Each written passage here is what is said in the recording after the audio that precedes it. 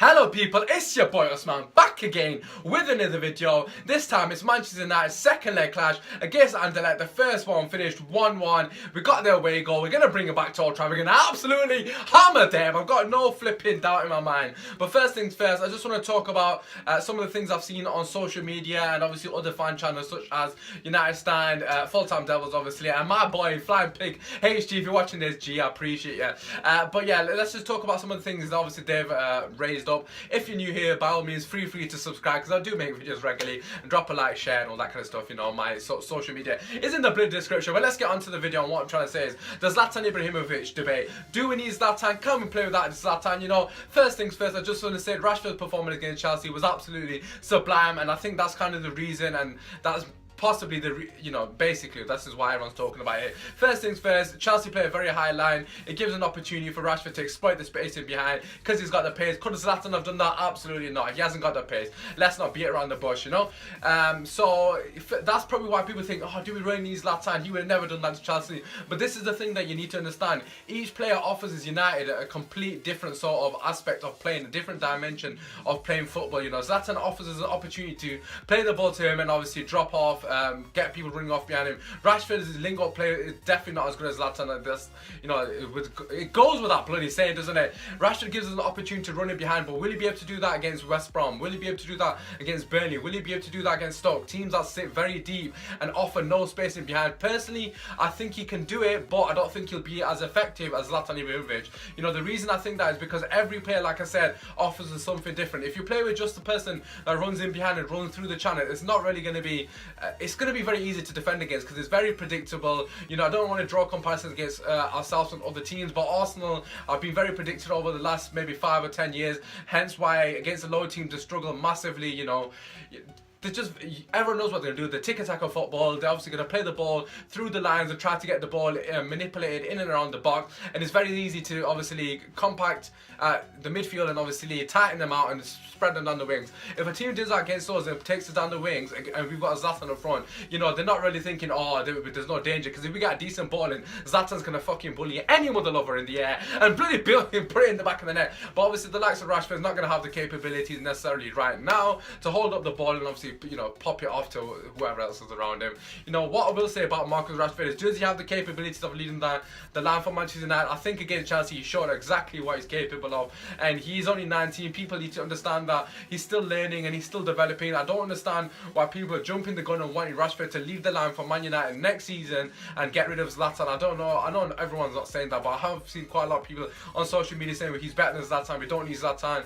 I just think it's a bit ridiculous, if I'm being quite frankly honest with you, because I don't think people understand what Zlatan does for the team on and off the ball. Sometimes, you know, what I teach to my kids and the under 16 team that I coach is basically sometimes you do not have to touch the ball to have an impact on the game, and that it really is evident with Zlatan Ibrahimovic. You know, a lot of the time, if you're marking Zlatan Ibrahimovic, you're going to need more than one flipping man marking him. So if he's stood there in the middle of the park, you're going to think, no, you can ask your centre back to help me, you know, let's get two of us on Zlatan. What that does is create space for other individuals to obviously exploit that space created by Zlatan, and obviously him sometimes he's just going to have to take a couple of defenders away from other players and give them opportunities to pocket the space. What I will say is Zlatan is very tired, and I think Jose has made a mistake this season in not rotating him as much as he probably should have. You know, you saw the benefits of him rotating him and obviously giving Rashford a run in, and he really did, you know, seem to reap the benefits of that.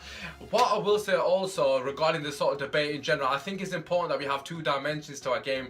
Like I've said with Arsenal, they're very one-dimensional with the sort of, you know, pacing behind tiki-taka football. Having both Zlatan and Rashford is completely two different styles of football. It doesn't really give our opportunity to our opponents to set up well against us, because they don't really know how we're going to set up, and obviously it creates a bit of doubt in their mind. Are they going to play Zlatan? Are they going to play Rashford? I don't really see why people you're trying to pick one or the other. I don't understand what's the point of that. The whole point of a squad and the whole point of a team is to have many different options, you know, going into each game. You know, Lingard one game might be better than Mkhitaryan because Lingard offers us something different to Mkhitaryan. You know, Mkhitaryan against a team that's going to park the bus will definitely be better than Lingard because he's going to offer us opportunity to create more chances than Lingard, who is obviously not as creative as Mkhitaryan, but has the capability of to track back and do his defensive duties considerably arguably better than Mkhitaryan and Martial. So against a team like Liverpool, for example, who are very good on the counter, or Chelsea, obviously, for that matter, you know, Lingard would probably be a better option because, like I said, he gives us something a bit different to Mkhitaryan and Martial. So that's what people need to understand. Each player offers us something different. I don't understand why people are picking one or the other. It's a squad and a team game, so every single person is pivotal, especially in this sort of point of the season. So just my opinion anyways, I think Zlatan is very important for us, and especially against the lesser teams that are going to park the bus, Zlatan is definitely, in my opinion, more successful, or going to give us more success against the low teams, as they're going to sit with a deep line. So there's going to be less space for Rashford to exploit and use his bloody pace. But let's not talk about that too much. Just leave your comments in the description, the comment section, if you agree or disagree. If you don't agree with me, that's completely fine, but please give us a bit of a reasoning. I want to, you know, have a little debate with you lot. But anyway, let's move on to the team. We're playing against bloody Anderlecht. First things first, they're flipping shocking, so we should batter them. I think it's going to be a walk in the park for us, especially if we score early goal. You know, I'm expecting Jose to play with fresh legs and a very strong team. For me, you know, I've said it many times now, the Europa League is definitely our best opportunity to get back in the Champions League. The teams in the Europa League are nowhere near as good as the teams in the Premier League. I've said it on numerous occasions. If we had any of these teams in that Champions League group, or even in the knockout stage of the Champions League, we'd be rubbing our hands and thinking, bloody hell, we've got an easy draw here. So I don't understand my thought process, it doesn't make any difference as long as the players aren't complacent going into this game as they were in the previous game, and you know, they're switched on like they were against Chelsea. We should be absolutely fine. If we play to about 80% of our capabilities, it should be a walk in the park, and I'm expecting us to hammer them 3-0. You know, looking at their team, what did we really learn from them? Basically, the first things first, their striker who scored 28 goals, I said 19 goals, I was guessing obviously. He seems like a decent player, causes a bit of threat when he came on in the last couple of minutes. Lucas, I don't know his second name, good luck pronouncing that one. And also Tillemans, who's actually, apparently there's rumours that a Spurs scout was there at the game watching him play. I don't really think he's good enough for Spurs, however he does seem like a decent player, grew into the game. It's important that we do a number on him. We don't want them to get any sort of threshold or foothold in the game, and obviously think that they can actually cause an upset against us at Old Trafford. They shouldn't really be coming to Old Trafford and doing anything against us. Come on, it's flipping Anderlecht. You know, I think personally we've got a way better squad than them. We're just a massive fucking club compared to Anderlecht. Who the hell are Anderlecht? They're in the Belgian League. So that aside, let's talk about my team selection. First things first, I think Jose's going to play Romero in there. I think personally we'll play De Gea because, like I said, it's very important for us to win this game. It's our best chance of getting the Champions League. So I would play De Gea, but I think Jose's going to play Romero.